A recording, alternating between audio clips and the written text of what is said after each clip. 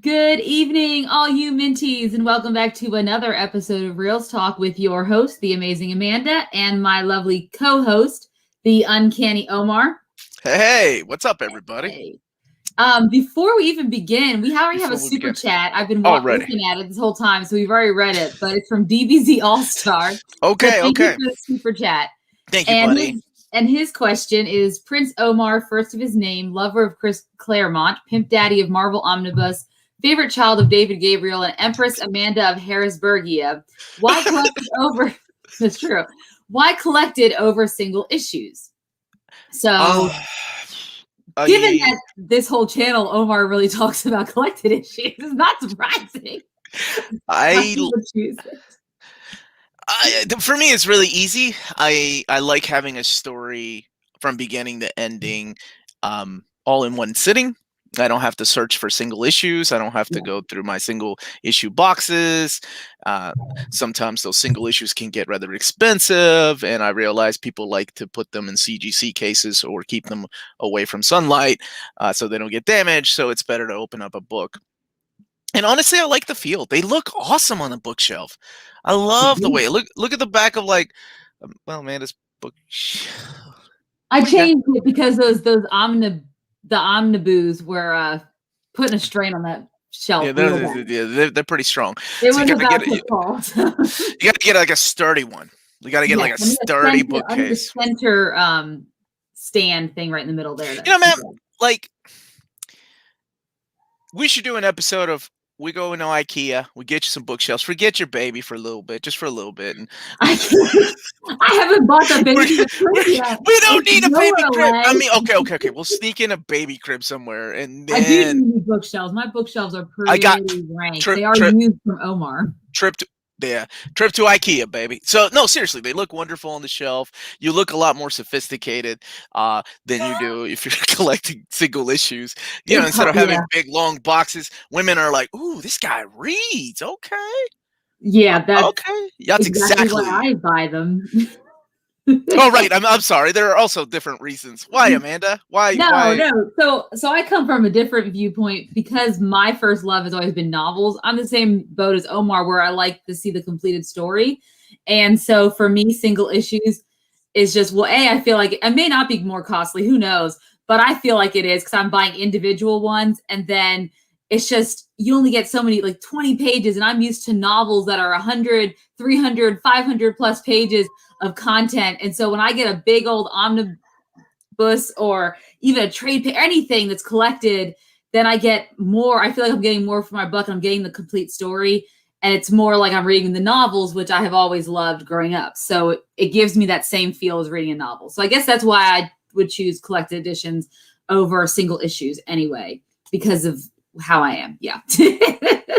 That's the simplest. I'm a novel lover. So the more paper that's in there, give it to me. That's what I want. More paper. A thicker novel means I get more content to just keep reading and get invested in. So that's right. We like them thick.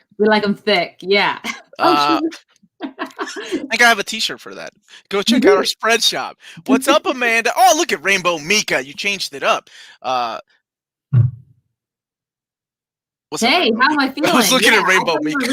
And then you said, hey, I was looking at the avatar. I'm so sorry. You totally got distracted by your avatar, Lionheart, which is okay.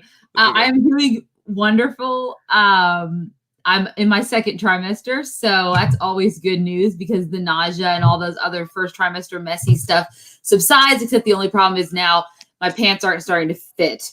So that's the only issue I have. So thankfully I had a bunch of hand-me-downs from my sister-in-law for maternity wear, but I'm in a weird stage where my real pants don't fit. None of you probably are like, I don't care about this, but my real pants don't fit, but my maternity pants are still too big in certain areas because I'm not blown up yet to like 28, 30 weeks. So it's one of those, the pressures of being a pregnant woman. You understand. I do understand. I had a cold one time and it was rough, man. Like, I You needed got soup. cold ones? I had a cold one time. It was rough. Like, I had stayed in the basement. I needed some chicken soup. My wife wouldn't make me chicken soup. So I Yes, understand the pain of being pregnant and all that. I agreed. get it, man. Yeah. Hey, James Abel has a question for me. Have I near minted today? According to Tyler Blount, everyone. Now I don't know when we decided to make it a verb. So I did. Omar, I did on Saturday. I was can you fill me in on super. that? I You were got drunk on Saturday, chat at 11 o'clock in the morning. What is going on? no. It was no, that night I did my Ask Me Anything, which is Oh, the Patreon level tier. I got really drunk, and then I decided, hey, I still want to keep drinking, but I want to keep talking to my friends because this is like going out to a bar. So yeah. I texted Tyler and I texted Jess, Omni Dog. So we did a video, an extra video, a 2-hour video. So somebody got 4 hours of me just drunk talking on Omni Bros. And I can't remember. I had to rewatch it because I couldn't remember everything I said. And at one point, I got upset with Tyler and Jess because they were talking about Fantastic Four by Hickman. And I was like, but I announced that already. They didn't know about the reprint. And I said, do you even near mint? Like, how like do you not? The mint. Gotcha. Yeah, Yes. something like that. Yes, And I said, how can you not know about that? Anyway, that's how that came about. They're very good. Glad to hear it. That's okay, right. Leo, answer Q&A. Yes, I have started the Shadow and Bone books. My sister said as long as I can read the first book, which she's right, it's a short book, by Friday, because the series premieres on Friday, I think on Netflix on April. Yeah. So as long as I read the first book, I should be good. So I have started it. What the heck is and I'm really interested in the mythology of the Grisha and everything like that. So I'm looking forward to reading more. Also, DBZ also said that he got invited to join a gem group on Facebook last week by Low Heat, and he's been pimping us all over the group. So thank you. Thank you so much. We appreciate that. Steven, right? That. Yes. Yeah, you're good with names. Hold on just a second. This is my buddy Gabriel. I'm sending you out a birthday box. I got approval from your grandma to send you out a little surprise box, man. As far as the Frank Miller Omnibus, only if you like creator-centric books. Normally I would say no, but there are some stories in there that are only collected in the Omnibus format. So it's got some good stories, though. Yeah. Omar. Lionheart, you're the man. Thank you. Thank you, Lionheart. Omar, show Jess who our Mika is and tell him the backstory of Poison and Street Fighter. See, I don't want to. Poison has a really interesting story, and I don't know if Jess knows. I know he knows what Poison looks like, and I don't know if Jess is more of a Armika type of dude or if he's more like a Rose, type of dude. That makes sense. Yeah. What are we talking about tonight, man? What are we talking? Thank you for super chat, brother. We got a lot to talk about tonight, guys. So we should get to it. But I love all the dialogue already this evening. This evening. I'm drinking. Great. She's not. Yeah, I can't. So this water is getting me drunk. Yummy water. Hey, I don't want to be like my last pregnancy where I didn't drink enough water and I thought I was having contractions and it turns out I just wasn't drinking enough water. So I'm drinking water this time. Mm-hmm. A lot of it. Anyway. She has a big ass. Thank you, Gmaul. I didn't notice. Psych. All right. Anyway, so we have a lot of stuff to talk about. One of the things we're going to talk about tonight, obviously, is the Shang-Chi trailer. Which came out on Simu's birthday, which is awesome for Marvel to do that for him. I'm sure he was really excited. If I remember correctly, seeing stuff on Instagram and stuff like that. He was pretty pumped. We're also going to talk about, another thing we're going to talk about are shows coming out in May. So obviously you guys know this Friday is the last episode of the Falcon and Winter Soldier, and we are going to be doing our live episode for that. We are not going to review the 7th episode of Invincible that night because we're going to save it and do a Invincible only episode for 7 and 8, which is the final episode of Invincible the following Friday. So this Friday is just going to be about Falcon and Winter Soldier. And then, of course, we know that Invincible is ending next week with its 8th episode. So that kind of leaves us thinking, well, what the heck is coming out? Because Loki's not coming out till June 11th. So what do we have to look forward to in May? So we're going to talk about a couple of shows that are coming out in the geekosphere and what you guys might be into. And then, of course, all of the news updates that we have for you thus far that's coming out. In the what sphere? Geekosphere. I made it up. It's not a word. You made it up. Okay. That's like me saying, have you even near minted? Do you even near mint? Whatever the hell I said. So, all right. Let's go ahead and start talking about that Shang-Chi trailer. Shang-Chi, sorry. Yeah, Shang-Chi trailer dropped. I wasn't expecting it. I don't think anybody was, unless you're what's his name, and it was your birthday.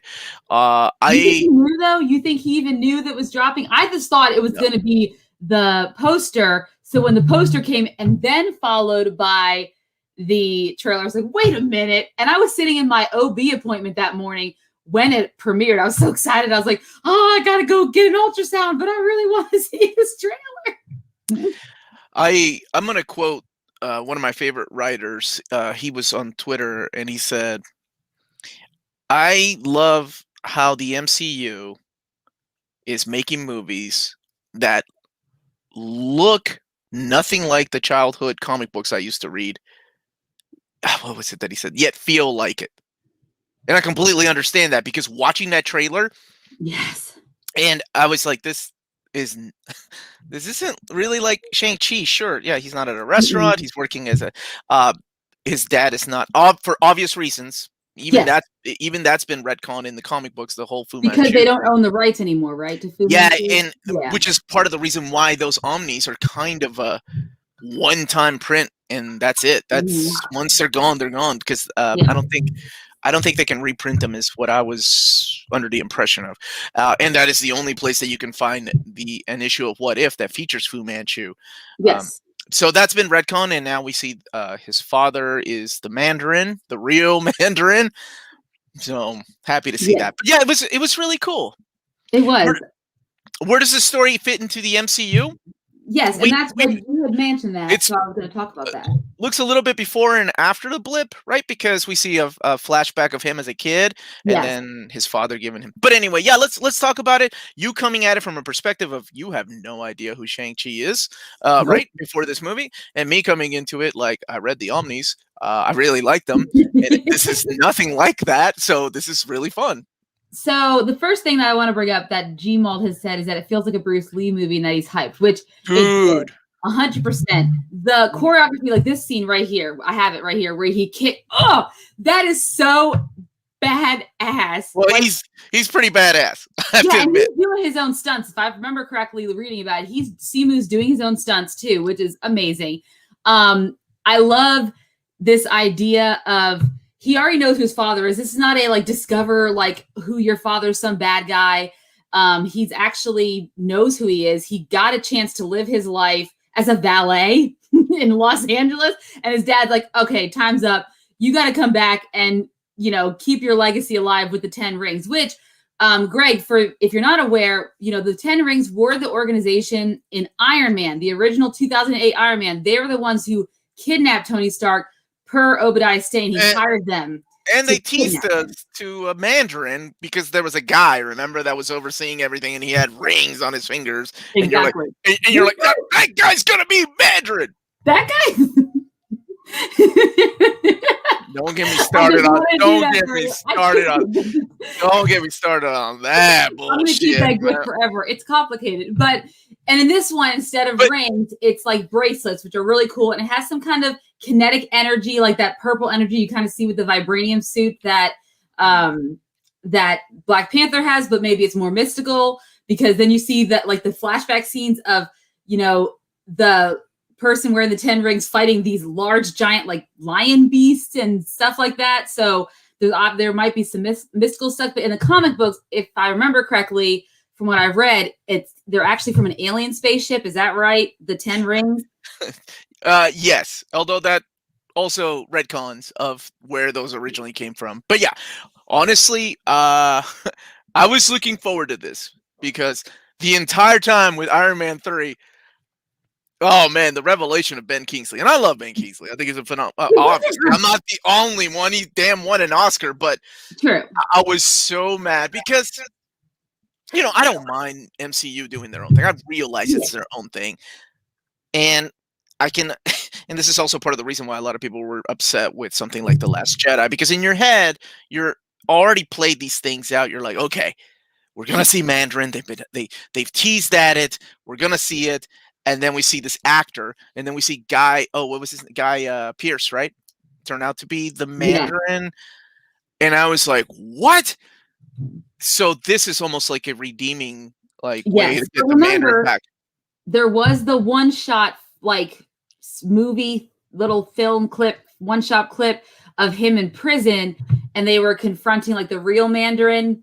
So there was that to say that there is a real Mandarin out there and he is not it. And that person was not pleased he was using his title. So there is that one shot. I have to look it up to find it, like for you to see it. But yeah, they did have that one shot film. You know how they have like the one where, Thor lives with that weird guy for a while or whatever, those weird films they did back in the day. So they do have one of those. And another note, which I didn't realize this, but when we were talking about Bruce Lee, so Stan Lee. What did I miss something? I was just saying hi, Tevon. Oh, hey, Tavon. No, not Tavon. Tevon. Tevon, sorry. He told me how to pronounce his name because I've been saying it wrong for years. And you made me say it wrong. Oh. I'm not the only one. Yes, Sarah, my girl Sarah, stepping up. Mandarin was the original Ralph Boner. He was the original Ralph Boner. Everyone was so excited. Boner shrinker of the MCU, man. Anyway, so what were you going to, I feel like you were going to say something important. Yeah, no, I was to say, so Stan Lee apparently in an interview back in 2018 before he passed away had said that he wanted Brandon Lee to play Shang-Chi, but unfortunately he passed away, during the making of The Crow. So then that never happened, but that was something that he had always dreamed of happening.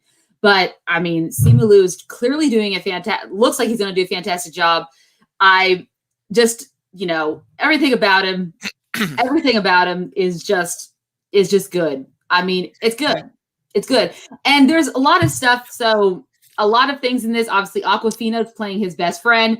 I knew Omar was super excited to see her in the trailer. Oh, God. I'm going to see a lot of her. She's doing a thing where she's driving the bus. That's pretty cool. Yeah, real cool. And those scenes are pretty awesome, too, when he's saving the woman's life from almost getting her head chopped off when she falls through one of the open windows. Yeah. Wenwu, played by legendary, is it Tony? I believe it's Tony Luang, I think is his name. So he's playing Wenwu, which we know is probably the Mandarin, a version of it. And then we have, Razor Fist, Death Dealer make an appearance, so we don't know who's playing Death Dealer. I was so excited when I saw Razor Fist. And I'm like, what? They're throwing Razor Fist in there? And of all the people they threw in Death Dealer, who I didn't even recognize. I'll be honest. I'm watching the trailer. And I'm trying to figure out who this is. Because Death Dealer is not one of these characters. It's not an iconic bad guy that you think of. No. Whenever, because I want to say he got spoilers, but this happened in the 70s. Like the character died like after 5 issues. He wasn't around very long.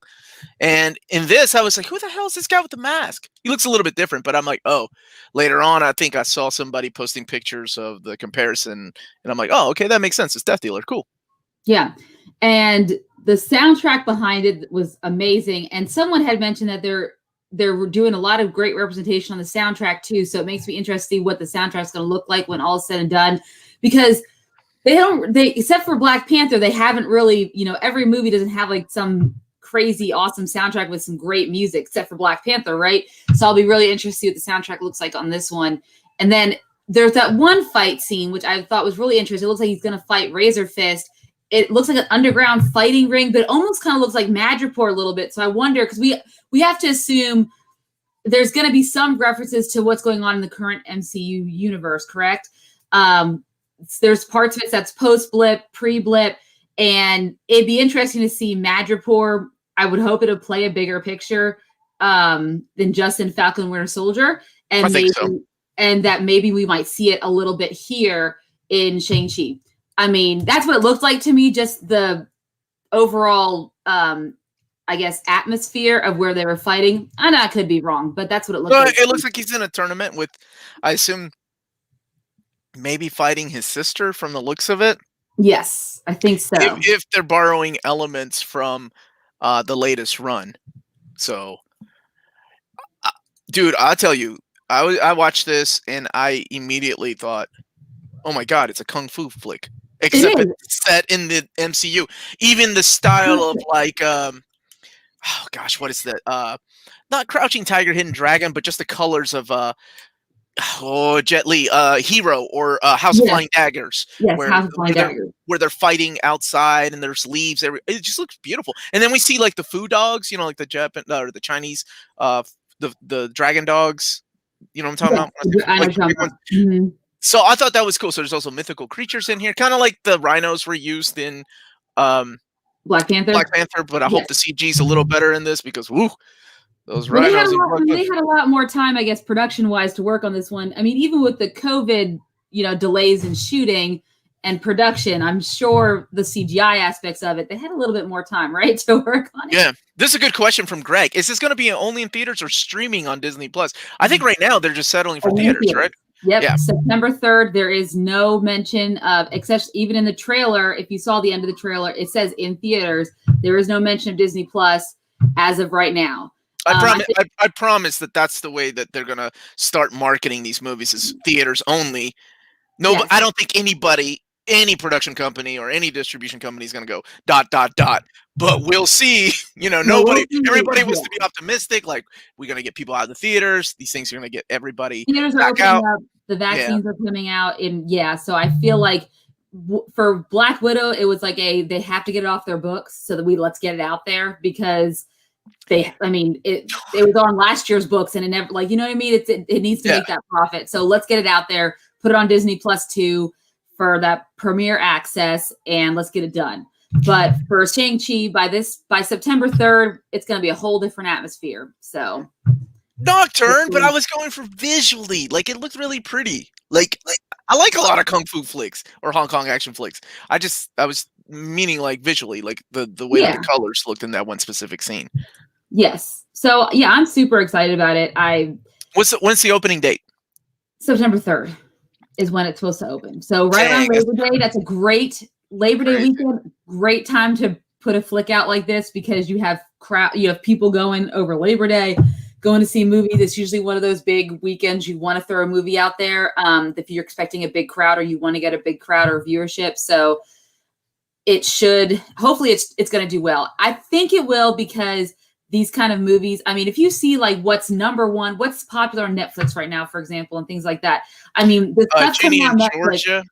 No, but the number of things coming out on Netflix, all of the, there's a lot of Korean movies, a lot of Chinese movies and TV shows coming out on Netflix that they're releasing that are ending up in the US top streaming because there's just a, I don't know, a desire, but an interest in those films, and this kind of fits it.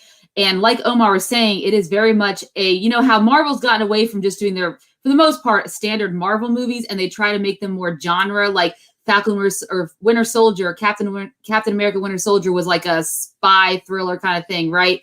Ant-Man was like a heist. This is like a kung fu movie, right? They're going that route. And it's tough to do that because remember when I said like it's tough to do that, but damn, that is smart because there for a while, and I'm sure everybody thought this, like we're gonna get oversaturated with all these superhero movies, one after the other, and these things are gonna start, being repetitive. People are gonna get bored, and eventually, and honestly, I thought that was gonna happen right around the time Hellboy 2 came out, whenever that was 2003, 2004. What they decided to do though was borrow genres and put them into superhero movies. And damn, is that working? Like, because there's nothing unique about this movie. Nothing at all. Nothing. There's nothing that stands out. I mean, and I'm not hating on it. I'm just talking like realistically. There's nothing unique about this movie that stands out. But it works. I'm hyped. I'm not the only one. Everybody's hyped to go see it. It looks so fun. It looks so different, but it's things we've seen before. And it's better than Iron Fist already. I feel bad for that guy, but that show sucked. But it's okay. He plays a bad guy in Dickinson, so I'm not really like, it's fine. It's whatever. But yeah, it looks, and someone had asked earlier, do you think they would try to like retcon Iron Fist into this too? Possibility. I mean, now's the chance. Now's the chance to do it. Now it would be the chance to do it. The only other thing I noticed that we haven't talked about yet was when you see the flashback of the Mandarin sitting on his throne or whatever, and it Yeah. looks like it was hundreds of years ago. So you kind of get the sense that Mandarin has been Which around for a one? while. Yeah, well, that one, and then you get an outside shot, right? Oh, yes. So it feels like maybe one of the power rings. I'm calling it a power ring. Can be immortals in a sense, because I was Give wondering if him that was the some case. sense of immortality. Yes. Here's what I don't want, and I'll be Yeah. honest. I don't want any of these damn rings to tie to the damn infinity cosmic gems or They can't. stones, whatever the I hell they hope call it them in the doesn't MCU. either. Because I'm done with that. That's cool. That was phase 1, 2, 3, really. Phase 4 should be something completely different. They can tie it to something cosmic, but I don't want any more. Oh yes, it's the power gem, or what do they call them in the movies? I can't remember. Is it stones? Because in the comics they call them gems. They call them the Infinity Stones. Yeah. Stones in the movies. Yes, Yeah. in the movies. Yeah. I don't think that they're. Yeah, I don't think they're going to tie it. I think they're definitively moving away from the stones. That was its own arc, and it's over. No, Chris Davidson, no more Ralph Boners, please. I don't need a scroll. He's not a scroll. We got a whole Secret Invasion movie. Let them be scrolls in that. And we're gonna be talking about that too, and who some of the casts were. We just are. dropped We got a lot of today. it. Carly, as far as Jessica Jones and She-Hulk, there has been no definite like if she's going to be making an appearance, and if they're even going to be using that actress to play Jessica Jones, if they decide to put her in there. She's a cutie, I don't but know. I don't know how I feel about her. I mean, between both, either that or Charlie Cox, I'd rather have Charlie Cox reprise his role as Daredevil. Yeah, just so I can get Vincent D'Onofrio as Yeah, did you see that quote from the guy, the showrunner, saying it would be no, you can't cast anyone else as Kingpin after that guy. I have some bad news for that guy. You can always recast somebody as any character. It doesn't matter. I think enough time has to go by, though. Although they didn't wait that long in between some things. Right? I mean, some people, like, seriously, there are some things. About the recasting of Spider-Man, that was only 2 years, pretty much between. Oh, no, I'm going back. Oh, God. You were just waiting to use yeah, next time, baby. You did my boy wrong. All right, go ahead. No, I'm sorry about that. I'm sorry. But yeah, Shang-Chi, that trailer got everyone hyped. Mm-hmm. And I'm looking forward to seeing what else they're going to put out to get us hyped for it down the road. So, I mean, I'm assuming by the time Black Widow comes out, if they, in the theaters, there might be a new trailer they'll introduce in the theaters, for example. That would be exciting. I'm hoping. So there's a lot of those opportunities out there. I'm good with this trailer. I'm ready. Yeah, it's so crazy because none of us knew anything about really the synopsis, like what it was going to be about, what what it was going to do, where it was going to take place in the MCU. No one really knew a ton about this film. So this trailer really, while it's only a teaser trailer, right? It gives us so much more than what we had before to work with. So that's fantastic. Yeah. Son of a bad guy lives 10 years away from his dad, only to say, no, I don't want to be a villain. And then we'll see where we go. Then we got Awkwafina doing a Speed Sandra Bullock thing and then doing some funny quotes at the end. Whatever. That last part got me hyped when she said, "Who are you?" And he does the pose from the comics. Oh, that was not that part. I know when he goes, yeah, it was pretty close. Close enough, yeah. Close enough. What's up, Raz? Haven't seen you for a minute, buddy. Hey, Raz. He's just I'm just highlighting this so I can watch this later and check some of these out. Yes, he was in a lot of those classic martial arts films. So that's why I was really glad to see him as Wen Wu. So leave Don Cheadle alone. Thank you, Doctor. I appreciate Don Cheadle. Don Cheadle's a multimillionaire. He's fine. Yes. He was in Hotel Rwanda, Boogie Nights. I love the guy. But where's it at? I saw it here earlier. Not my War Machine. Hashtag. Yeah, you're gonna start that hashtag. I'm starting it. I think I may be the only guy. Me and like two guys. And one day you're going to interview John Cheadle, and you're just gonna have to. Yeah. I'll talk about his other roles. I won't talk about War Machine. He's like, I thought this was a comic book movie podcast or YouTube. Yeah. Oh, we don't have to talk about. Oh yeah, how'd you feel about Armor Wars coming out? But it's not important. how did you feel about Terrence Howard's portrayal of War Machines? What I'll ask.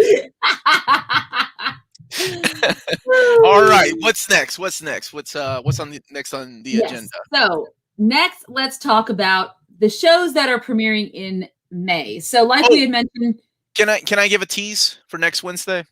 Yes. Okay, because I came close to bringing it up. So, what the hell? Is that Hayden? That's Hayden. That's amazing. What is wrong with you? All right. So one of the things Amanda and I are gonna do next Wednesday is we're gonna make our own Dark Avengers team from the MCU. For the MCU, yeah. Because we feel like Thunderbolts / Dark Avengers are coming, and we thought it'd be really fun to see, these cast of characters, just not from the comic books, but mainly going through the MCU movies and TV shows and kind of pick and choose characters that would be good for a Dark Avengers team or a Thunderbolts team. So that's something we're going to be doing live next Wednesday. We'd love for you all to join us back with your ideas and thoughts. But anyway, because I'm curious to see from this movie who may show up as a Dark Avenger. But we'll save it for next Wednesday. Yeah, and we're talking about, because I believe when they talked about Valentina, there's more to her. They're not done with her for a long time. I think she's going to show up she's going to be a Nick Fury for like the Dark Avengers. But anyway, we'll talk about that. The Dark Chris Avengers. Stevenson asked us if we are still watching Superman and Lois. I'm on episode 5. I have not kept watching. It's hard for me because I don't watch a lot on CW as it is. I don't watch anything on CW. So it's hard for me to keep up with that show. So I have not. Pay my lateness fee won't happen again. Thank you, Izzy. You're too sweet. I hope I hope your Iron Fist gets redeemed in some kind of in one of these Shang-Chi movies or later on in another movie, because the TV show version, rough. I know. All right. So, Nocturne. It's true. I don't. You're Amanda like 5 years ago. I refuse to believe that. I think there's a hidden part of Amanda that she doesn't want to admit. 5 years ago, yes. I mean, I was watching the 100, Vampire Diaries, that show with the singing My Crazy Ex-Girlfriend, but all of it after a while, it's the so many episodes thing. I think streaming really just ruined me on, okay, let's get nice, clean, solid, like 10 episodes, 6 episodes, and be done with it. And I just couldn't. They dragged out those episodes, and I just lost my interest in a lot of those shows. And then, I would love to revisit the 100 at some point. She loves Dawson's Creek. I don't even know what the hell the 100 is. Is that like a follow-up to the OC? I watched. That's her. That wasn't on CW. It was on. We're getting schooled today about the CW, everybody. Oh, wait, the OC was on the Fox back in the day. But anyways, that's not really important. Anyways, so they shows. So, yes. So, because Falcon Winter Soldier's ending, Invincible's ending, you're probably wondering, what the heck will Omar and Amanda talk about on Friday nights if they don't have a show to weekly do their updates to? We always got a thing to talk about, man. We know Mortal Kombat comes out this week. We know that there'll be other things to talk about coming out, but there are some geeky movies or TV shows coming out on different streaming services that we can talk about. So the first one, obviously, May 4th, Star Wars Bad Batch. We've talked about it before on this show. You have to say it right. May the 4th. May the 4th be with you. So we know that is coming out. And also, yes, thank you. So that's coming out on May 4th with a special 70-minute episode to start off. And then after that, we're going to have 14 episodes total, I think, from that one. So 13 more episodes. They will be airing weekly, just how they've been doing all the Disney Plus. So we have that coming out. And I know that if you're a Star Wars fan, if you like the Clone Wars, you're pretty psyched about this animated series that's coming out, because it's featuring a lot of, voice actors from the Clone Wars and stuff like that. So you're going to get a lot of that just extended Star Wars universe. And I'm excited for the animation. The trailers we've seen so far make it look pretty badass. So that's something that's coming out in May to look forward to as well. Another thing coming out, which someone else had mentioned in the chat, is Jupiter's Legacy. We already talked a little bit about that because they just finally released a trailer. Was it 2 weeks ago, I think? Yeah, about 2 weeks ago is when they did it. Yes. And so we know Jupiter Legacy comes out on May 7th.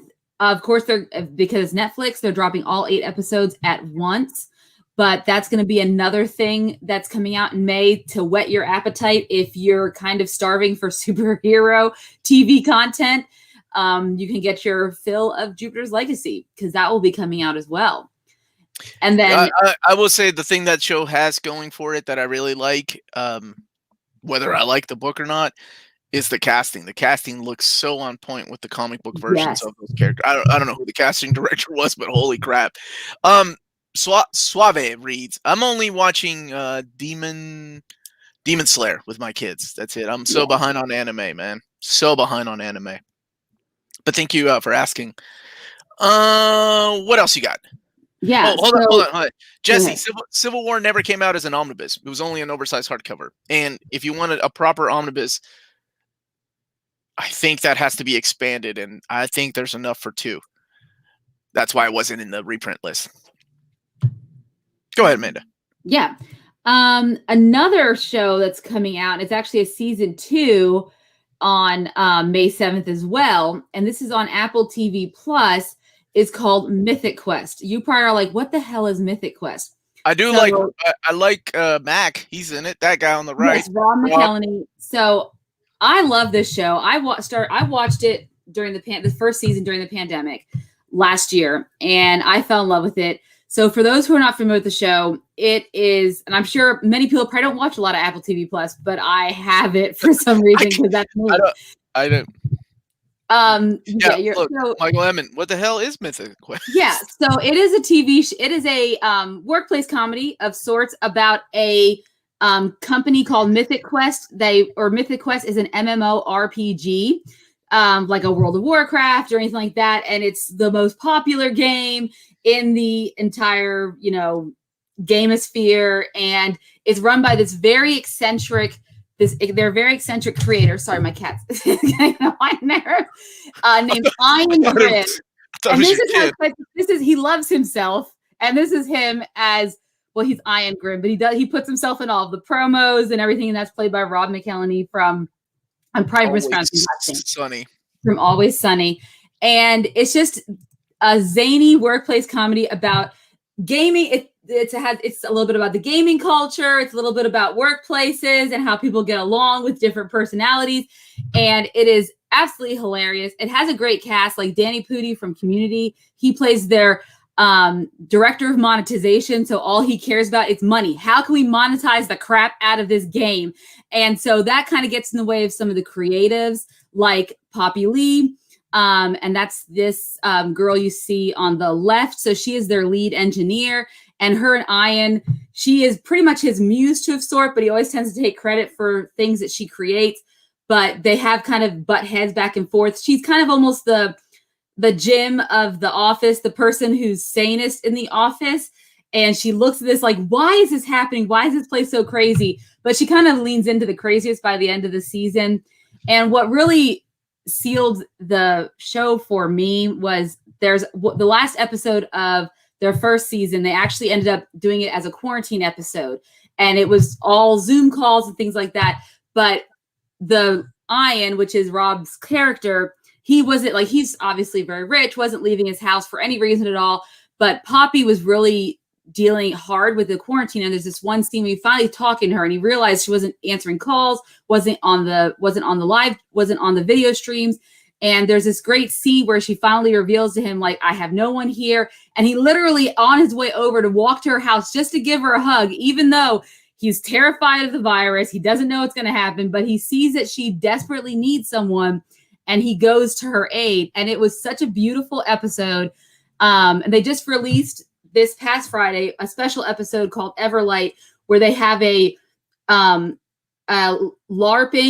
thing called Everlight, and they all dress up and they have a tournament if you're familiar with live action role play, and it's hilarious. So season 2 is coming out on May 7th. Oh, if anyone is even interested in this, you're probably not. But No, I wish I had Apple Plus, or I wish somebody I knew had Apple Plus. You do. Me, So like, you have to log into my Apple let me account. borrow their account so I can watch season 1, which I'm very curious. So I really like. I do have a question about this show.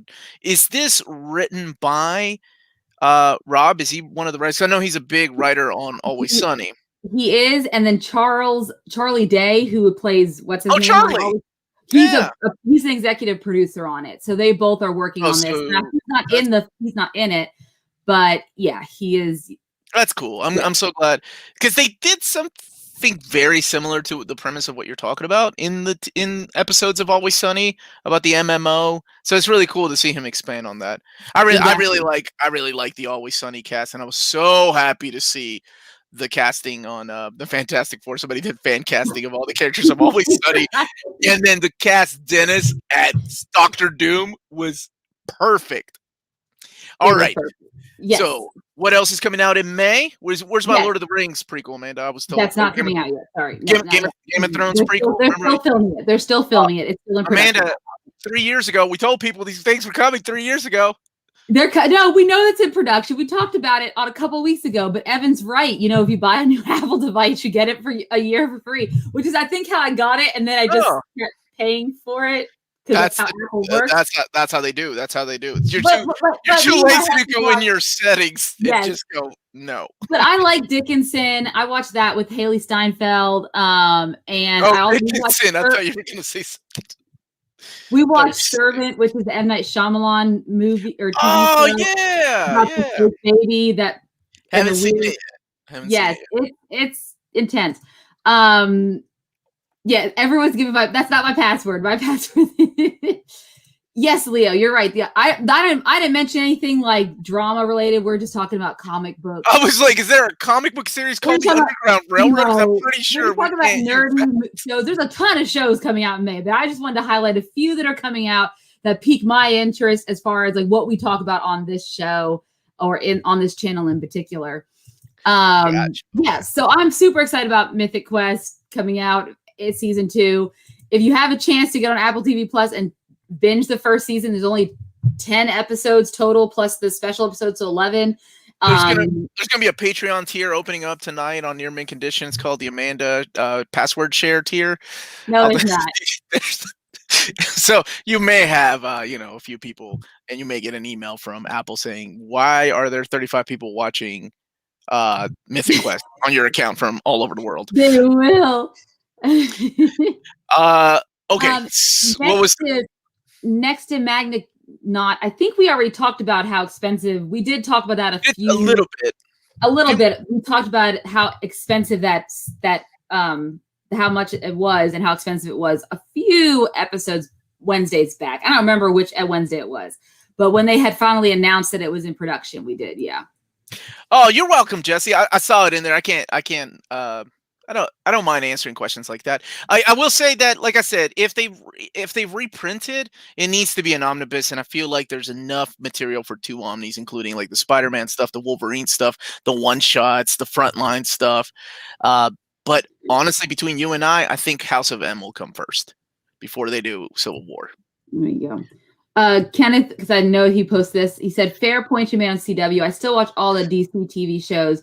They're not the best quality when it comes to superhero TV shows, but I enjoy them. Their flaws in Smallville. No, I mean, the problem is I'm not invested as much in the DC universe, I guess, as I am in the Marvel universe. It makes it a little bit harder. Like, yes, I watched Smallville mainly because that was my husband's favorite show. And so he had all of the DVD box sets. So we watched them all and binged them. And yeah, I liked it a lot for, maybe not Chloe now so much because she has a sex trafficker and stuff, but it's fine. What can you do? But Michael Rosenbaum was awesome. And yeah, it's hard. Some like even shows I love, like New Girl and Mindy Project and stuff like that. It was hard after so many seasons. I got tired of it. So it's not just those shows. It's just other shows. Even OC, I didn't watch the last final season because once they graduated from high school and went to college, I didn't understand the point of the show anymore. And that's how I felt about Buffy too. So that's the way I like, felt about Saved by the Bell. I don't want to see the college years. And I don't want to necessarily care for the reboot either. I don't. It wasn't a show like Saved by the Bell. Not my show, so it's like Boys Meets World, watching Girl Meets World, and maybe it's because I couldn't get over Ben's nose job, but yeah, that's the first thing I think of. I can't believe we got a reboot or a follow up to Boys Meets World and not the Wonder Years and what it would have been like to grow up in the 90s. I think that would have been a fun show. Like if Kevin Arnold and his wife, spoilers, he did not end up with Winnie Cooper, had kids, what it would have been like for the kids to grow up in the 90s. And yeah, instead we got Girl Meets World. But hey, whatever. What's next? It is. Okay, yes. And the last show that we have to talk about, because they just released the poster and it's fantastic. And that is MODOK. Dude, this series is so stupid. I can't wait. It looks so exactly. Dumb. It's fantastic. But yes, that comes out on May 21st. They're going to be releasing all 10 episodes of the series at once on Hulu. So that's a different take because I know some Hulu series, like Handmaid's Tale, they do weekly. So they're doing this, dropping it all at once. It just looks zany and crazy as all get out. I'm super excited for it. I mean, the cast alone that's doing the voices, Patton Oswalt, I think Melissa Fumero from Brooklyn Nine-Nine is in it. And, what other people? Ben Schwartz is going to be in it. Amy Garcia. There is just Andy Garcia? Yes, she voices his... Oh, I thought you said Amy Garcia. No, Amy Garcia. Andy Garcia? Voices his wife in the show. And so there's a lot of just great Thank you, Malachi. So 104 people watching, only 45 likes. Please don't forget to hit the like button, guys. It's a thumbs up. We haven't gotten there yet. We're going to talk about Disney Plus and what it could possibly mean here in a little bit.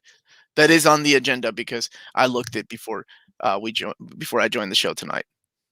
It's the Sony. Oh, is he asking? Oh, yeah, I know. Yeah, the Sony deal. Wait. Are you talking about not? Oh, the show, yeah. Not on Hulu. Yeah, it's on Hulu. I think if you see some of the trailers and stuff, there's some blood and things like that. I think it's going to be a little bit of a zanier take. I don't know if it's a Disney Plus kind of show. Oh, hey, dude, you remember our nickname? He used to have a nickname for me, man. It was like, what was it? Big Ass Enrique or something like that. And now, thank you, Corey. I appreciate that, dude. Weird that my cousin calls me that, but you guys we're close. We're really close. I'll have to tell stories about us on my Ask Me Anything. Look, I can't now because there's a little girl behind you. All right, what else on the TV shows? Well, as far as TV shows, as far as nerdy TV shows, that's all that's really coming out in May. Yes, there's a ton of other shows like the Underground Railroad, a couple other shows that are coming out, but that's the only one that's really, those are the only ones that I think that's something that you guys might be interested in checking out. And so Alicia's not there, babes. I'm sure she's going to bed. Is right, Omar? Alicia's in bed? Yeah. She said, hey, look, we're gonna come and hang out with you on Friday, okay? So we can do the finale of Falcon Winter Soldier. Remember, I said not to bother me. Hey, baby, it's okay. Hey, better not put that up. There's a little kid right there. Okay. Oh, okay. Don't put, yeah. So let's see. Amanda, this is a continuation. The Hollywood Reporter only confirmed 4/16 that Lord of the Rings season 1 would cost $500 million for season 1. Which is do you remember when we did the episode for real? Do you remember how much they paid for the Lord of the Rings license? To buy the rights for it? Yeah, it was insane, wasn't it? But not as much as what's his name got for the freaking Knives Out. No, you got 500. Yeah, 500 mil or whatever the case may be. That's insane. So, yeah, which I mean, I just rewatched Knives Out today just for the heck of it, I guess. Mm-hmm. It's a good movie. And yeah, it was a good movie. And so it was, I think it was, we talked about the directors. We talked about the directors on March. Sorry about that for messing up. I know I heard about the amount, but we talked about the directors, we didn't really talk about the Lord of the Rings money, but we were talking about the directors and who they have producing the show at the time. That came out in March. So sorry about that. We got that mixed up. My apologies. But yes, it's a lot of money.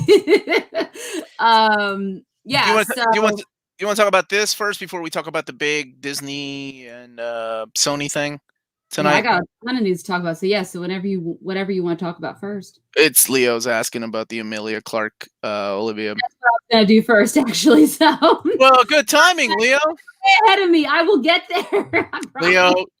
Leo, you see, I got yelled at. Thanks, Leo. Anyways, so yeah, so that was what we want to talk about next. So there was some major casting news in the Marvel TV universe, and that is that Olivia Colman, who apparently is cast in everything, she's becoming like the Helen Mirren of like everything. She has been cast in Secret Invasion as well as Emilia Clarke.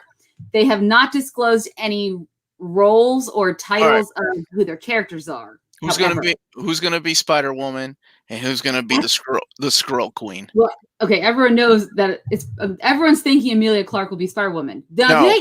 She would make the Skrull Queen. Come on, she's already been the Queen. So that's my question. Like, is Spider-Woman part of the Sony? Well, that could all go to the next topic we're gonna be talking about, though, because if this big deal comes through.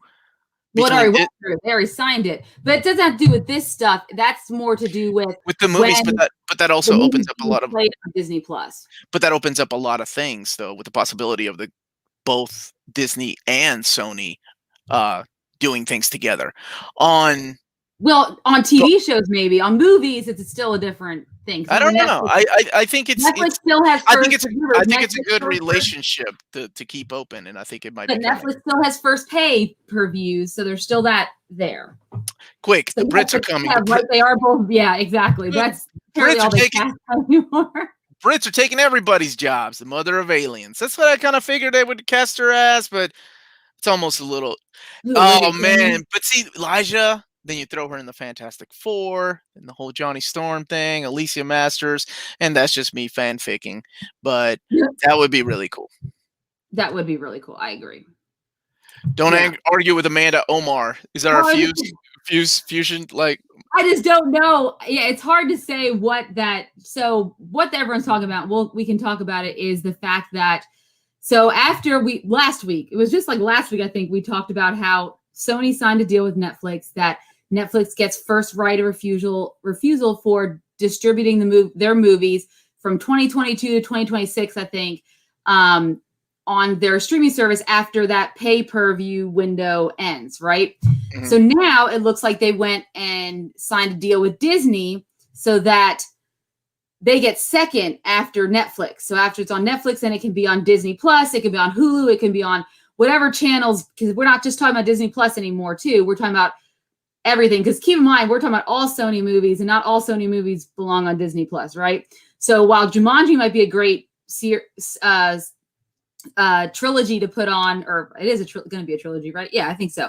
So Jumanji's a great franchise to put on Disney Plus, but some of the other Sony movies might not be. They might be better suited for Hulu, Freeform, FX, ABC. But then that's where this deal comes in. So after Netflix gets their go around, then Disney gets their go around, which means we'll be able to see Spider-Man movies on Disney Plus. So you get to watch all of your MCU movies all in one fell swoop on Disney Plus.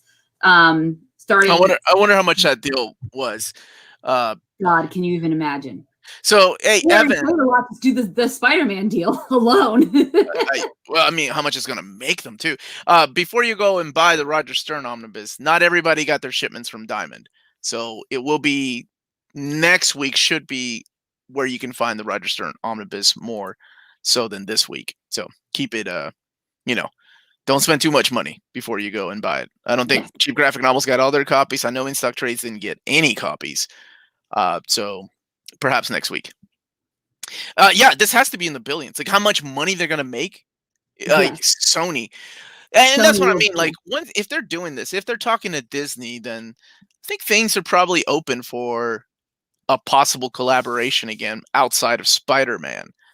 At least it makes me really hopeful, because if we're gonna go the way of Dark Avengers and Thunderbolts.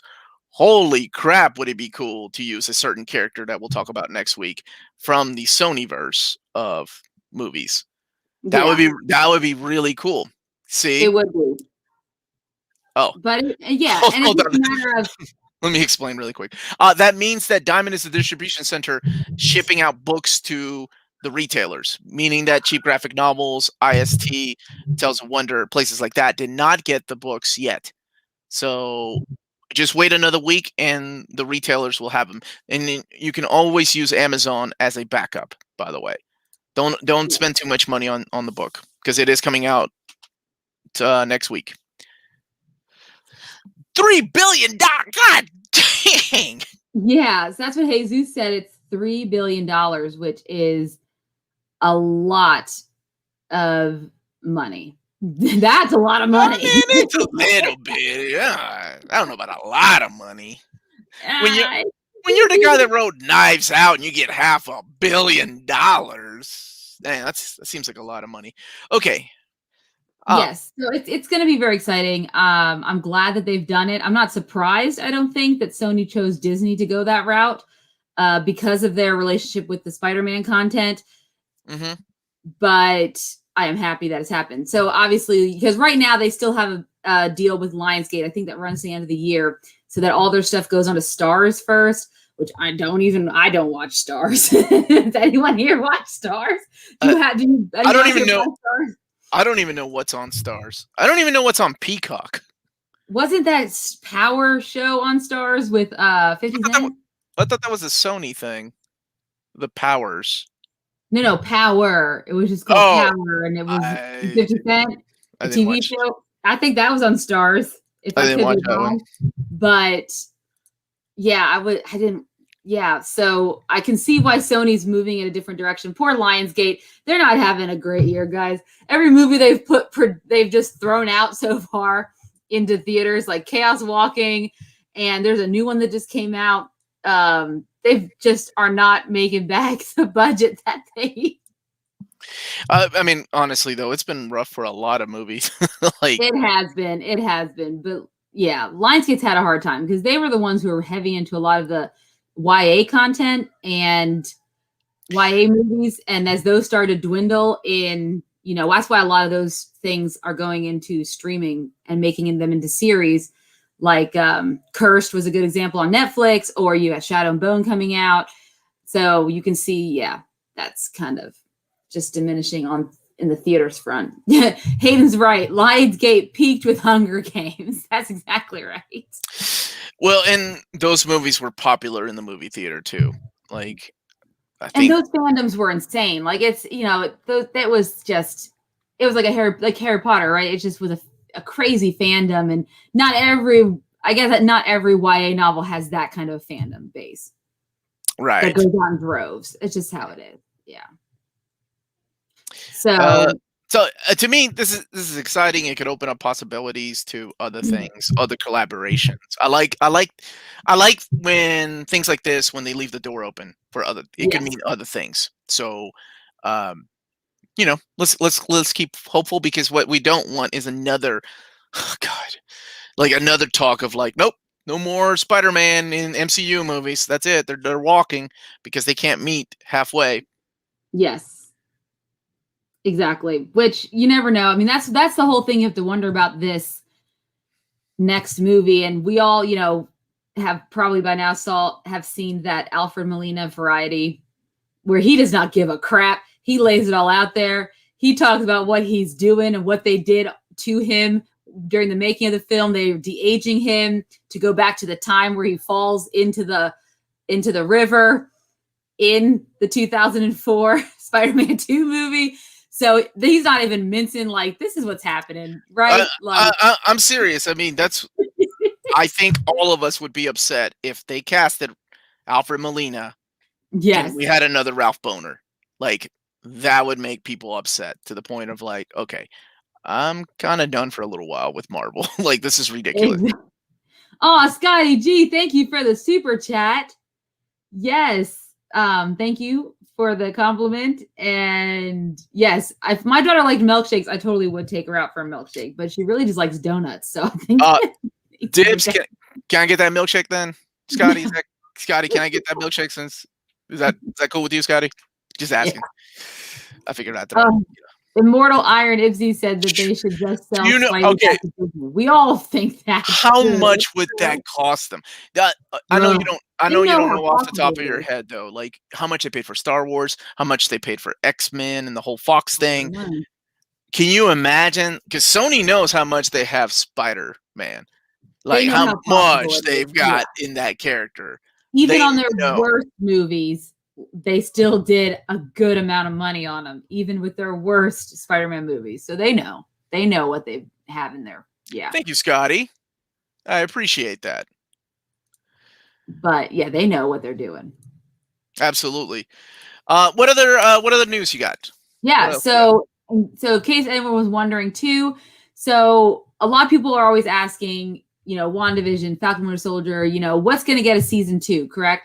So recently it was announced that Disney had put both of them in for Emmy considerations, right? Which warranted. Both are excellent shows.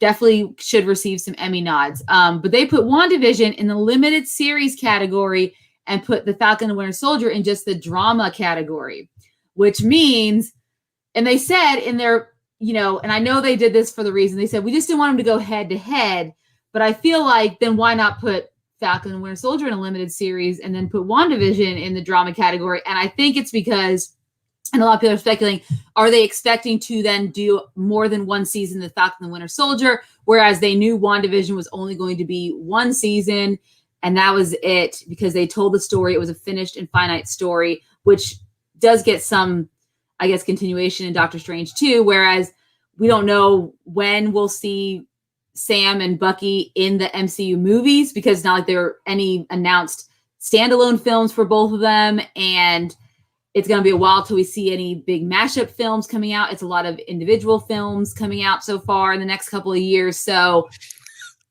if it was up to me, it looks like that they're going to be doing a season 2 for Falcon Winter Soldier, which is pretty exciting. I can see that. And honestly, I'm okay with that, especially with episode 5, building up the character of Sam a little more. I was good with that.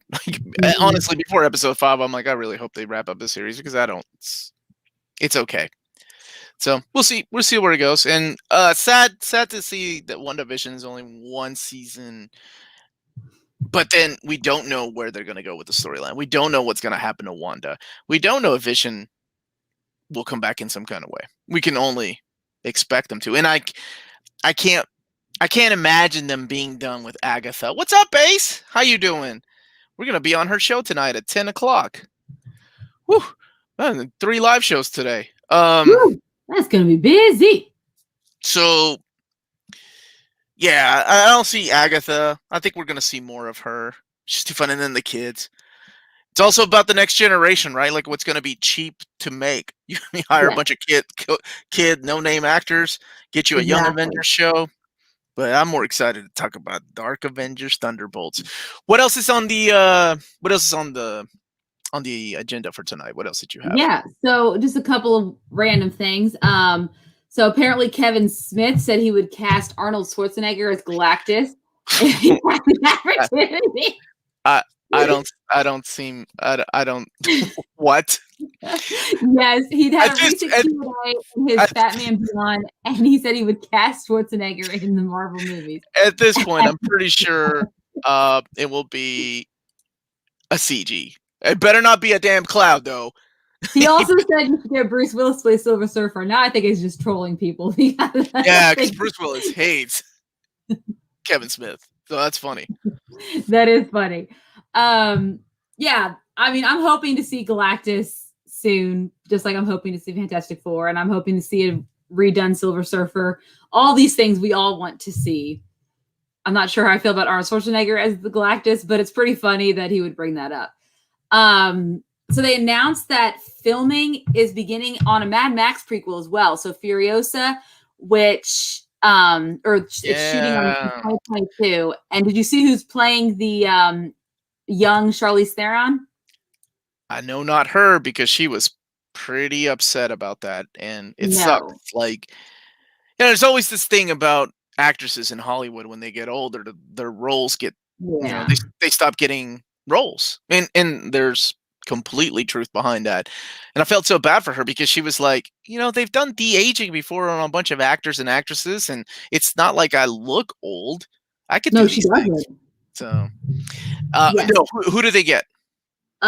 Your girl Anya Taylor-Joy, who played Magic in New Mutants. Oh yeah, yeah, Yeah, I I know like you her. like her. She's I a good like actress. her. And then Chris Great Hemsworth is actress. going to be in it too, which obviously, yeah, that's an interesting thing when you talk about the age, because they're definitely a big age disparity between the two actors. But yes, they are both set to film or star in the prequel movie for Mad Max Fury Road, and that will begin shooting in 2022. And it's going to be in Australia is where they're going to be shooting it. Makes sense considering the Chris Hemsworth in it. And I think every Chris Hemsworth movie now that he does, he seems to film it in Australia. It might be in his contract. I'm not really entirely sure, because I think that's where they did Thor Love and Thunder as well, as in Australia, if I remember correctly. I had no idea Chris Hemsworth was going to be in it. Neither did I, but he is. So yeah, so that's been announced that that's going to be starting. And then the last thing that I want to talk about, which we haven't talked about at all, guys, and this is something that Omar and I used to talk about a lot, right? Oh yeah, we had a show for that. About it, dedicated to it. It was my favorite thing, but it was a lot of fun. It was, but quarantine and pandemic and pushbacks, and this fell through the cracks, and that is the 2021 Oscars, guys, come out this Sunday. Yeah. So we're going to find out what's going to win Best Picture and what's going to win, if Chadwick Boseman won Best Actor posthumously for Ma Rainey's. So we'll see if that happens. But yeah, I know there's a lot of talk around Minari, which Stephen Yeun is in, as winning Best Picture. So I know that's one of the fan favorites. That was a good flick. Yes, it is a good flick. And then I believe, as far as and I would be surprised if he didn't. I know that there's a lot of talk with Best Actress, either Carey Mulligan for Promising Young Woman, which is one crazy flick if you haven't seen it, or Viola Davis, who was Ma Rainey herself. I fell asleep through that movie. I feel bad. Or maybe Frances McDormand, who has always never been really nominated for roles she does so well in. She might get that too, so that's going to be interesting to see. For what movie? Nomadland. Okay. You can see that for free right now on Amazon Prime Video if you get a chance. There's a lot of these movies. Now, do you have the list handy? Because my thing, and we did a whole episode on it a couple of years ago, is to watch all the animated shorts. That's one of my favorite things to talk about, is the animated shorts. And I know one of them that I watched, damn, that was rough to watch. And what is it called? Oh, it's about parents and sending their kid to school, and there's a school shooting, and man, I don't remember. But that's one of the ones that is nominated right now. For this year? For 2021. Mm-hmm. I saw it on the list. Of course, it doesn't list. Why is it not showing me what I want to see?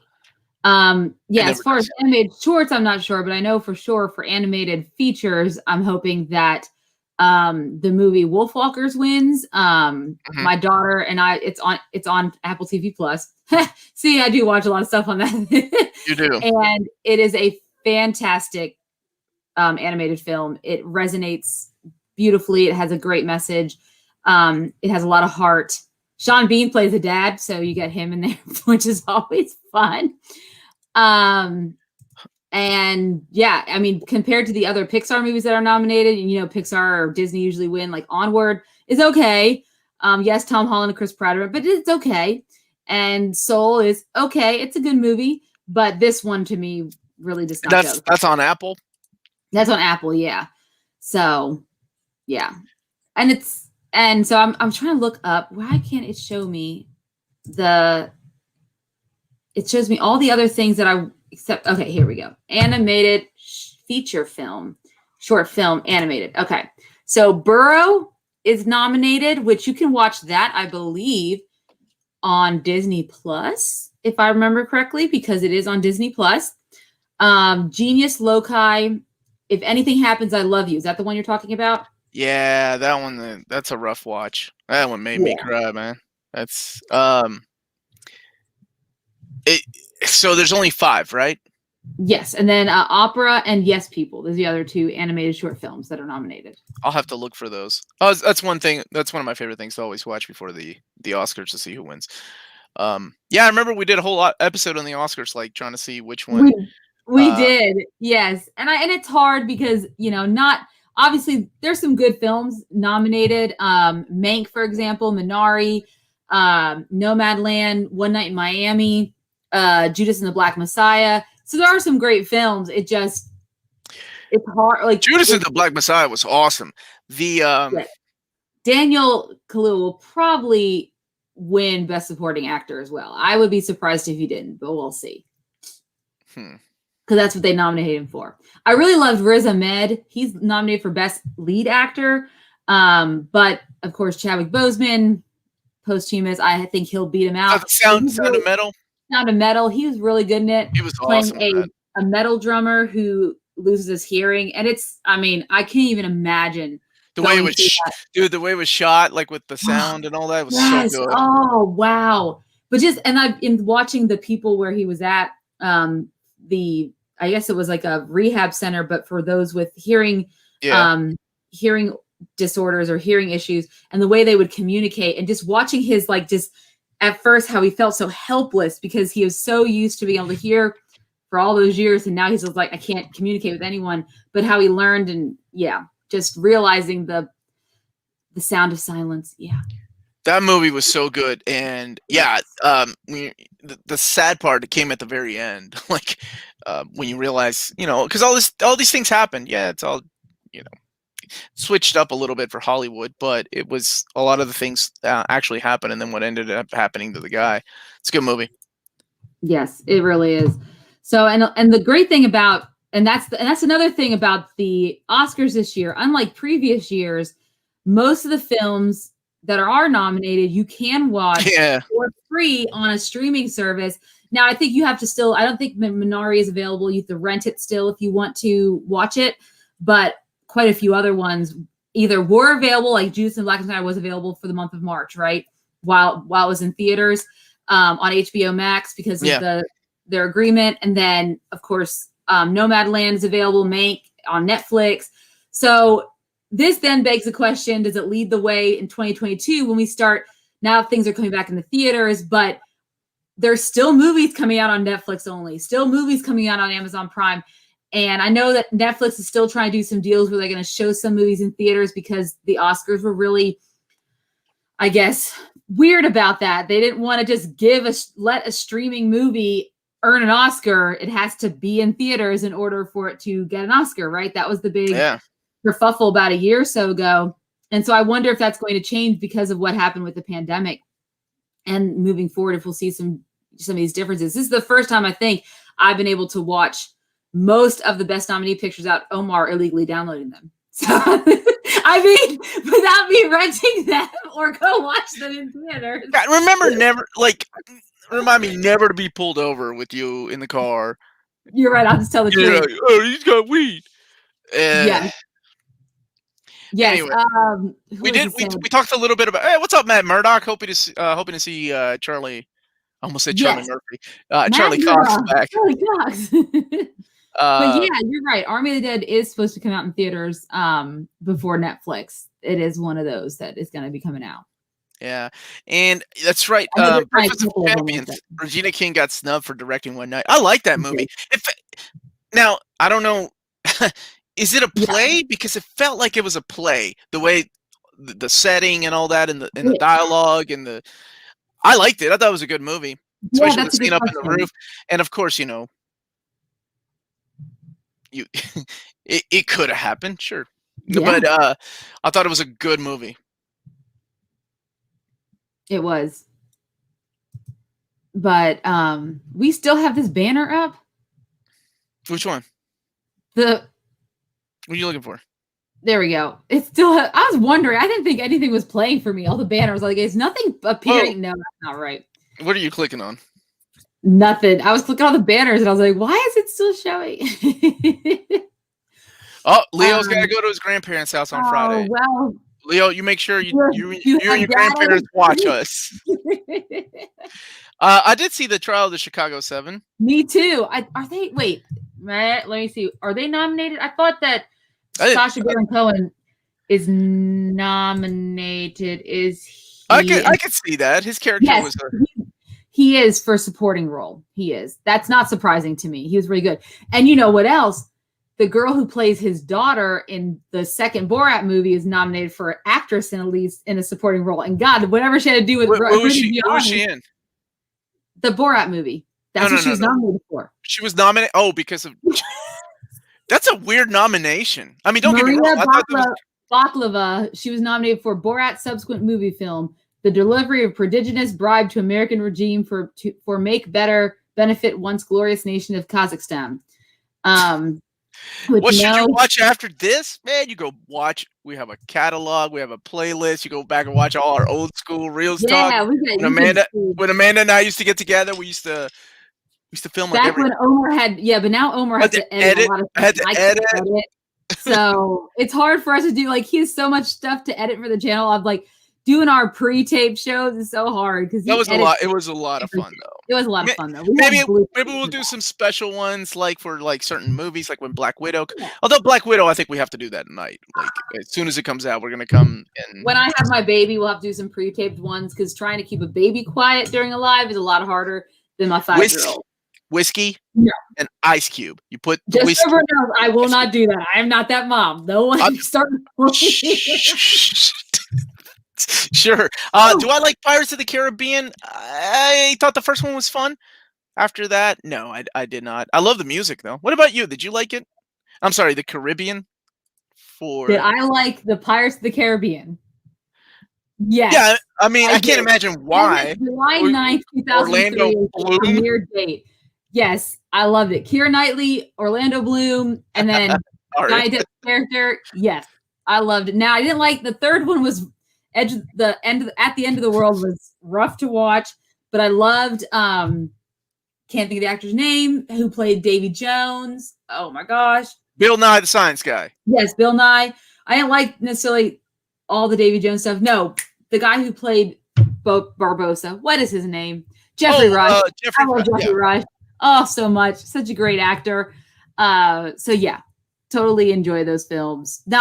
But then again, after the main cast left, not terribly interested in some of the other ones they did, even when they brought back like Orlando Bloom and stuff later on. Yes. I was going to ask you about this because I haven't seen it yet. Yes. So we watched it this weekend and wow, what a movie. Like, okay, so guys, if you're not familiar with Synchronic, it is a movie that came out on Netflix. You could also rent it, but I would just watch it on Netflix because it's free. If you have Netflix, of course. If you don't, then maybe go rent it. But it stars Anthony Mackie, Jamie Dornan. For those who don't know who Jamie Dornan is, he was Christian Grey in 50 Shades of Grey. But they are... Have you not watched this channel? None of these people know what the hell that is. No. So... Okay, wait, I take it back. Maybe a couple. Maybe Leo. Maybe Leo knows. Okay. So they are a couple of emergency management personnel. So they encounter in a couple of nights a couple of people who've overdosed or get killed. It looks like they overdosed, but also killed or injured. And they're taking some kind of drug called Synchronic. And it's a time warping drug that literally lets you step into like a part of the past. And it's really interesting take on like time travel and everything like that. And then the main thing comes when one of the when Jamie Dornan's daughter goes missing, and it is believed that she actually took the pill, and so it leads Anthony Mackie character to go and kind of do some digging into this. And there's other things going on, some personal things going on in their lives, but the ending of the movie, oh, it just killed me, man. Worth it? It's worth it. You should watch it. It's kind of slow, but the ending, Anthony Mackie's a great actor. I mean, I know I love him because of being the Falcon and all that, and of course for being Papa Doc, but man, he's a great actor, and this is a good film. So definitely check it out if you get a chance. You know, a show that I really like. Yes. What? Yes, the dog scene. Oh gosh, Breakfast of Champions, you're so right. I just I wanted to cry. I hate when people have to bring animals into things or little kids. Wait, does a damn dog get hurt in this stupid movie? I can't. Okay, don't say anything. I can't tell you. I can't tell you what happens. Okay, I'll watch it. Poor Quark. It was just.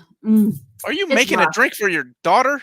She wants this. I know it's probably bad that she's asking for this, but here, take it. There was a 6-issue miniseries or 6-episode miniseries that I really liked. And I finally got my brothers to watch it, which is Behind Her Eyes. Dude, I've seen that. And it sucks because that's what happens with Netflix shows. It's so hot for like a week, and then nobody talks about it anymore because they release all the episodes in 1 week.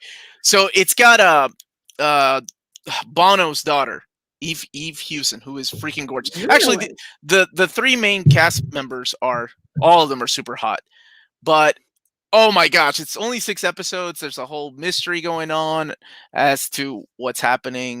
There's an affair going on, a marital affair, and a jealous wife, and not everything is as it seems. Oh man, it was so good. And that ending, for those that have seen it, my brother texted me going, "Thanks, now I feel really dirty."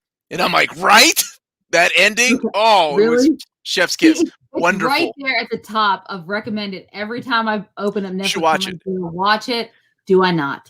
Yeah, so I definitely recommend. I mean, it's not superheroes at all.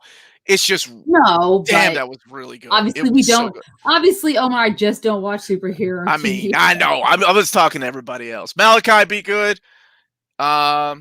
Yes. Oh, Malachi, and yes. I get you there about what you're saying about if you already left. It's the plot hole. Yeah, the place you sit on or place you're standing is where you go. Yeah, I get it. I was a little annoyed by that as well. Yes, I saw that, James, pop up, the spontaneous. It's on Hulu. I saw it on Hulu. And I was like, what is it? Where the kids like spontaneously like combust and they're trying to kind of like see who's going to be next. I think that's the premise. It looks interesting. Kind of want to watch it because I want to find out what the heck it's all about. So I've never really seen this before, so it's buffering, but it's really buffering because Kenny has a comment. Weird. Yeah. So Kenny just got Marvel's Agents of S.H.I.E.L.D. seasons 1 through 5 on Blu-ray disc and bought 6 through 7 on the Amazon Video. It's been fun revisiting the series with all of the MCU TV shows that have come after it. Yeah, I'm really, that's one of the things now that it's finished. I feel like What's happening? What is happening? What's happening? What's the buffer? Are you guys starting something? It would be really cool to go back because I think I only watched a few episodes of the first season. Nah, not for me. I guess it's hard because they're going to retcon most of it, and it's not going to. They already retconned the Darkhold for all we know. Well, aren't they retconning Madame Hydra? Hydra. Madame Hydra is being retconned. Yes, a ton of people are being retconned, so it's not surprising. So it's like, is it worth watching now? And that's a sad thing to say, but I mean, is it worth it for its place in time? I guess. Mm-hmm. Dean keeps asking. I'm sorry, buddy, I didn't see that. Omar, do you have binding problems with? Nope, not World War Hulk, but I've had binding problems with the 52 Omnibus. Downloading virus. Thanks, guys. I appreciate all this. Yeah, what is happening? Are you all typing buffering? Yes. Okay, let's get the. Yeah, James comment. So James, nope. Please stand by. What? Stimson. Oh, Stimson J Cat. Thank you. I love it. Yeah. What is happening? So James Abel, this is something I told Omar today. We were having a conversation. Yeah. You guys know he's talked to Kyle Higgins. He did an interview with him. Yeah, that was all set up by Image. Set up by Image. And I was like, that Amelia Clark just announced that she spent 2 years writing a comic book, which I was like, wait, what? First of all, Marguerite Bennett. Gorgeous. Both women, gorgeous. Yes. Yeah. Talented. Mom, Mother of Madness. It's about a single mother who gets freakish superhero powers and kind of like fights an underground sex trafficking ring or something like that. And it is an Image comic, comes out July 21st. And I was like, Omar, can you see if you can get a copy of that to review? Because I mean, that's shit. I'm like, can I see if I get Amelia Clark on the show? I was like, you were like, and we should interview her. And I'm like, No, I don't think you know where I'm going with this. It's gonna be I'm going to interview her. It's gonna be me and Amelia. As a mother who understands that a mother is a superpower, let's talk about that. We need to talk about that and why, because this is awesome. So yes, I'm super excited to that. I would love, like, if they're like, yes, you can interview her, but Amelia has requested that you don't ask about anything Game of Thrones related or her acting. You stick strictly to the one thing that we're talking about, and that is the comic book. And I would be like, done. The very first question I have is, how'd you feel about that final season of Game of Thrones, Amelia? No, and you know what he's going to do, too? He's going to dress up like Jon Snow. I'm going to dress up like Jon Snow with the sword and everything. The fact that you put it out there, now Image Comics is never going to let you. Shut up. Quit ratting me out, man. Whoa, people are like creating their own little printers. What is happening? Don't give her ideas. I would love to do the interview, honestly, because I feel like we would have a lot to talk about. I mean, I feel like me and Amelia have, I think we have a lot in common. Do you? Yeah, we like comic I feel like I can really relate to the comic that she's trying to put out there. So, as someone that has been with mothers, I can relate to the comic book that she's putting out there. And okay, can we talk about the super smell thing? So one of the things, guys, that is really bad being pregnant is my gag reflex is sucks. So my husband. Why would you shoot? Stop! No, that is gross. Look, so snot and things like that just make me gag instantly. I can't brush my teeth. I just want to gag, right? But my husband was brushing his teeth and like a snot bubble came out, and I literally was like, I had to throw, like I threw like up. I'm like, this is so gross. Ah! And usually I'm not that bad with that stuff, but man, let me tell you, when you're pregnant, it all changes. Like, disgusting. Yep. What's it like? Yeah, you never should have opened that up with. Yep. Nocturne called it. Good thing we got some super chats. We should have shown more Fast and the Furious trailers if we're gonna get the monetized anyway. Demonetized last time. Never getting over Fast and the Furious. Amanda, you want to show everybody what's on your shirt? Gabriel thinks it's Arkham Knight, but it's not. It's Zemo. Baron Zemo. Because I wrote this because Omar is so clearly thinks there's no point to Baron Zemo in the Falcon and Soldier TV show. So I want to show him there is a point. way to focus on the one bad thing I said, not all the good things. Just wait to see my shirt for Friday. I'm excited about that one too. Okay, is it a Don Cheadle? Oh my God! A Don Cheadle shirt? You better not. Shirt for Omar to wear on the show. I'm gonna find someone to make that for me. Dude, no, it has to say next time, baby. And I'm gonna make you this shirt to wear. That's not Captain America. That's your Captain America. Oh, James is trolling you now. What's James saying? The Wonder Years are getting a reboot for ABC. The series takes place in the 60s, and also Don Cheadle was served. Is that real? No, none of that is real. Shh. Okay, I was like, yeah. Oh, Arya's right. I should make Tisha my own, but she's right. There no point in Zemo dancing. Have we not learned anything from Footloose? No. I get it. I get it. I get the point of the dance. It was cute. And then Immortal Iron Ipsy said that he's the entire point of the series. So you what? No, he went over to Wakanda. God knows what he's gonna do, joining the Thunderbolts or whatever. Well, yes, he could join the Thunderbolts, being in Wakanda. Yes. Thank you, DBC You're All-Star. right. That's exactly I where. realized how that was part of the good, but it wasn't about what you all thought it was about. No, it was about brushing teeth and snot bubbles. Nobody expected it to go there.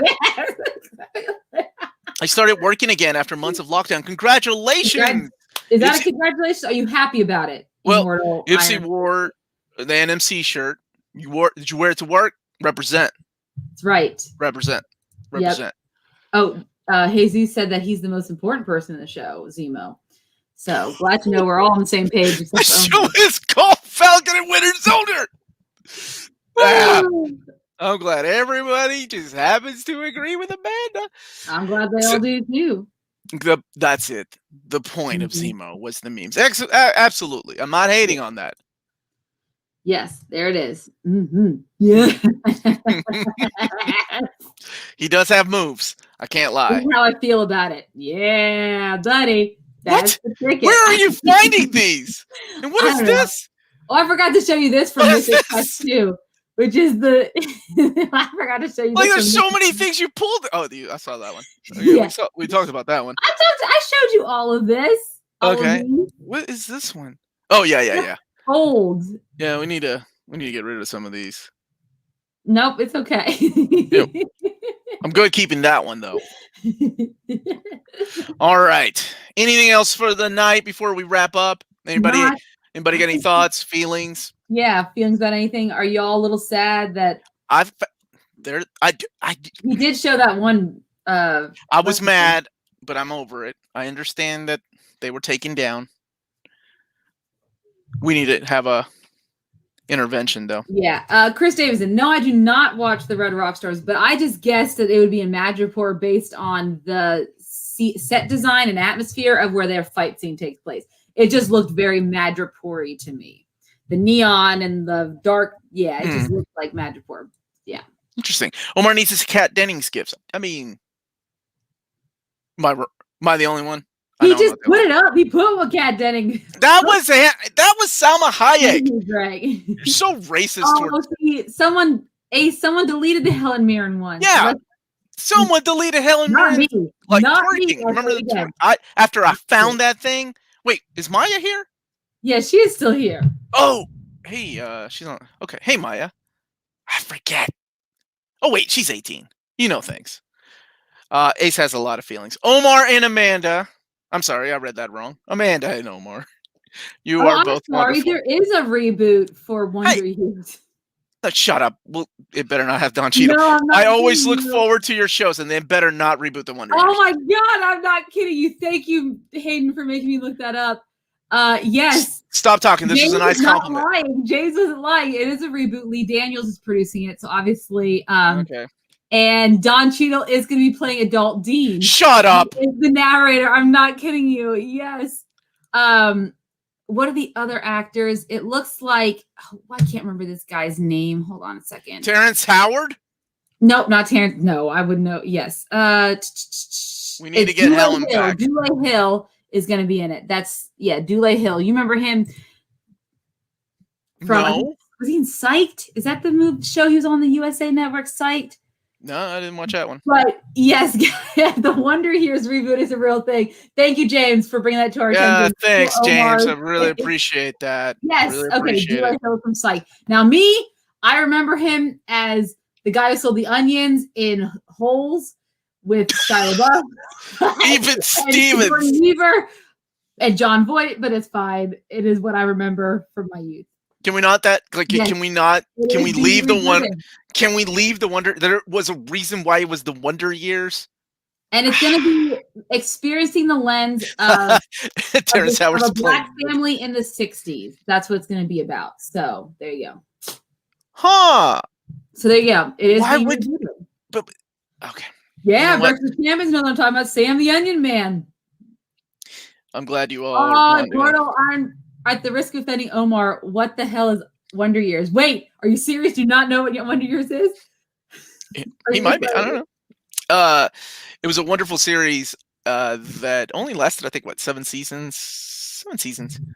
Yeah. And it came out in the 80s, but it took place in the 60s. Mm-hmm. About a family. Oh, it was great. Yeah. And it took forever to finally come out on DVD and on Blu-ray and on Netflix, and I think they pulled it again because every episode used music from that era.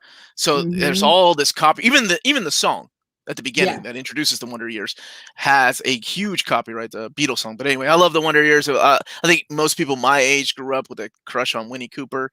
And it had one of the saddest endings for any TV show because it did not go the way that you thought it was going to go, just like life. But you should check it out. It's good. It's wholesome. It's there's a lot of good, powerful messages there.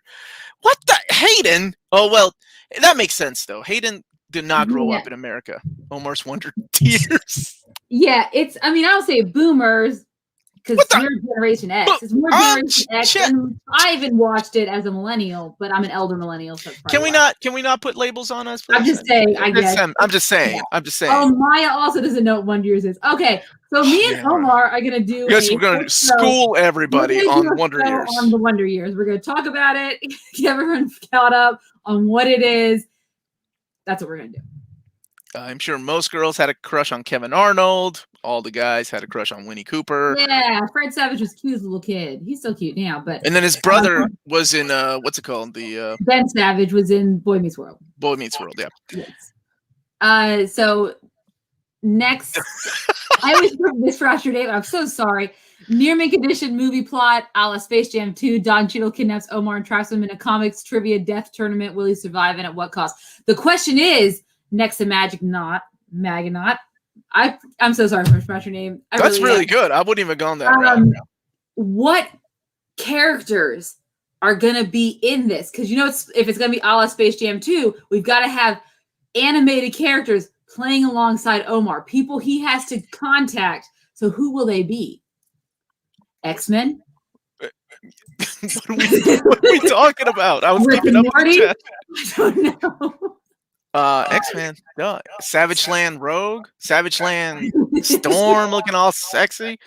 Salma Hayek, Kat Dennings. Where are we going on this ship? Chris Claremont. I don't know. Chris Claremont. Gotta take my grandpa with me. Gotta take my granddaddy with me. Marv Wolfman. Y'all know. You all know. Oh man. Okay, Leo, what is your Q&A? Because he's saying that Omar doesn't care about his shows and movies. So, Leo, what's your Q&A quickly? What's your Q&A, buddy? Yeah. And Matt, I did watch Moonlighting. And it's been long enough. I'm honestly surprised they haven't freaking. Oh, and Guts. Thank you so much, Philip. How did I forget Guts? Bell Dandy. Man, you're not talking about Global Guts, right? You're not talking about Nickelodeon show. No. Okay, got it. Dude, oh, no, characters. Oh, characters for your thing. Come on now. Okay, characters. Yes. Yes. Yes. That would make sense. You would take it. I am not taking Ralph Boner. That guy can stay here with freaking Don Cheadle and psych out Mandarin from Iron Man 3. Omar, I don't know what the Wonder Years is either. Lionheart, I know you know. You just wanted me to pull up Rainbow Mika's fine movie. I just feel like it's required just to do it. I am so looking forward to. Both of us are looking forward to that. Like, we're so excited about Suicide Squad. Oh yeah, the trailers look phenomenal. Yeah, super excited. Yeah, I'll bring Stimpy with me. I'll bring Stimpy. Yes. Oh, God. Yes, exactly. Look what you're doing. Look what you're doing in the chat. Nickelodeon Guts. Do you have it? Omar, would you have the cover to Breast? I think I do somewhere. And they're not even my favorite thing. Like, Lionheart knows. That's why he chose that avatar. Yes. Wolverine from the 90s cartoon. In America, Wonder Years seems to be on Hulu. Oh, y'all should check it out. No, I'm serious. 100%. It's a wonderful show. It's great. Watch it with your family. Yeah. I mean, it's one of those coming of age TV shows that I think a lot of coming of age TV shows in the years following kind of used as a road or like a roadmap, if you will, on how to do it. So, and watching it is so different now than I watched it, as a kid. I was like, oh yeah, it's like Kevin Arnold. I can completely understand all the troubles dude, Soleil Moonfry was in an episode of Wonder Years when she was like she was a little girl that played Punky Brewster, and she developed really quick. And I remember that episode, and I could not believe it was Punky Brewster. But anyway, watching it now as a guy in my 40s, I was like, oh man, I thought the dad was angry all the time in that show. Completely get it. Especially with his daughter, the relationship the dad has. It's a great show. Yeah. There was one more question here. Yes. If Ernest P. Worrell is not here, I'm not watching. Dude, I love Ernest. I have a tendency to forget to tell my friends that I'm joking about things. And my friend Ben, Spider Ben is what I call him, he loves Ernest. And one day I was joking around with Ben, and I told him, yeah, man, it's so sad about Jim Barton. Was it Jim Barney, I think was his name? The actor. I was like, he passed away during the making of Ernest Goes to Hell. And I forgot to tell him, because we were drinking, that I was just joking. There's no such thing as Ernest Goes to Hell. So years later, we're having drinks with other friends, like at a convention, and this guy dresses up like Ernest, and he was like, "Oh my gosh, man, it's so sad. I didn't know about Jim Varney passing away in the middle of like filming Ernest Goes to Hell." And the guy was like, "What? What's Ernest Goes to Hell?" And I'm like, "Oh man, I forgot to tell you. I was just kidding, dude. There's no such thing as Ernest Goes to Hell." I'm so sorry about that. Thank you for the super chat, Breakfast of Champions. Yeah, dude, Ernest saves Christmas is one of my favorites. But nothing beats the soundtrack or the amazing Ernest Goes to Camp. Love that movie. Yes. And sadly, it was lung cancer that got him. Yeah. All right. What's up, Chris Verde? How you doing, brother? Like your little avatar there of your pup. Whew. Okay. Wait, are you serious? I mean, come on now. You haven't been paying attention? It seems like he has like a All right. Are you a breast or booty kind of man? All right, this is and my honest answer is I'm a man that goes for brains. I like a smart woman. That's the very first thing I notice on a woman. In the show. Please, in the show. Thank you, everybody, for joining us. Yes, thank you so much, guys. Yes, so, oh no. What is wrong with you? All right, so guys, just remember on Friday, we'll be doing at 8 p.m. our review of the Falcon and Winter Soldiers season. Yes. God, that's a show all on its own right there. That's a whole show. That's a whole thing to talk about Friends. Anyways, but long story short, I am Monica Geller. I love her. Okay. And we'll be back on Friday. Falcon Winter Soldier season finale. Like we said, we won't be doing the Invincible. We're going to save Invincible. We're just going to do 2 episodes back to back, just talking about both of them on next Friday's episode. So stay tuned for that. And then we'll be back following Wednesday with our Dark Avengers lineups. So you guys start choosing your own MCU Dark Avenger lineup. Let's see how we all compare. What's the OMC? Your own MCU. MCU. Gotcha. Your own MCU Dark Avenger. Yeah. And yes. So thank you guys so much for watching. Don't forget to hit that like and subscribe button. And remember to follow us on all of our social media channels at nearmintcon. Remember to check us out on Patreon if you want to support us for $1 a month or more. You get access to Omar. He'll even write your emails for you and help you with your resumes. And then also, if you want some great near mint condition merchandise, make sure to check out our spread shop. I know I just bought a shirt. Should come in on Saturday. Super excited. So make sure you check that stuff out. And then remember, guys, if it's classy and cool, it must be near mint. Have a good evening and good journey, everyone. Good journey. And check us out on Not Near Mint. Ace's channel will be on at 10 p.m. Eastern Standard Time. So good journey.